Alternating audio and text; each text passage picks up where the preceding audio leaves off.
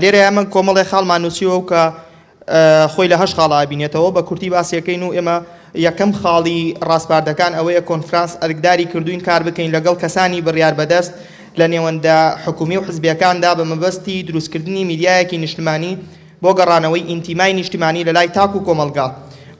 خاڵی دووەم گرنگیدان و کارکردنی زیاتر سەبارەت بە چەمکەکانی دیموکراسی و خەباتی خانمان و گرنگیدانیان پێکەوە بەرەو ئاسووی خزمەتی نەتەوایەتی و پێکەوە ژیان بۆ سەرچەم گروپ و توێژە کۆمەڵایەتیەکان.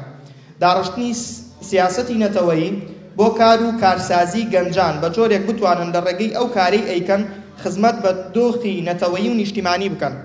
گرنگیدان بە ئاسایشی نەتەوەیی لە ڕێگەی دروستکردنی دەستگایەکی تایبەتمەند. خاڵی پێنجەم کارکردن بۆ هەماهەنگکردن لەگەڵ ڕێکخراوە نێودەوڵەتیەکان و بەشداریکردنی گەنجانی کوردستان لە کۆنفرانس و بۆنە نێودەوڵەتیەکاندا.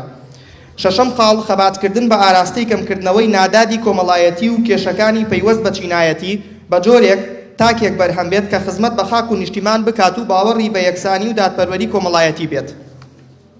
خاڵی حوتەم داڕشتنی سیاسەتی پەروەردە و فێرکردن لە خزمەت ڕۆڵەکانی نیشتیمان و چەسپاندنی بیری نەتەوایەتی لە ڕێگەی فراهەمکردنی سیستەمی خوێندن بە خۆڕایی و سەردەمیانە.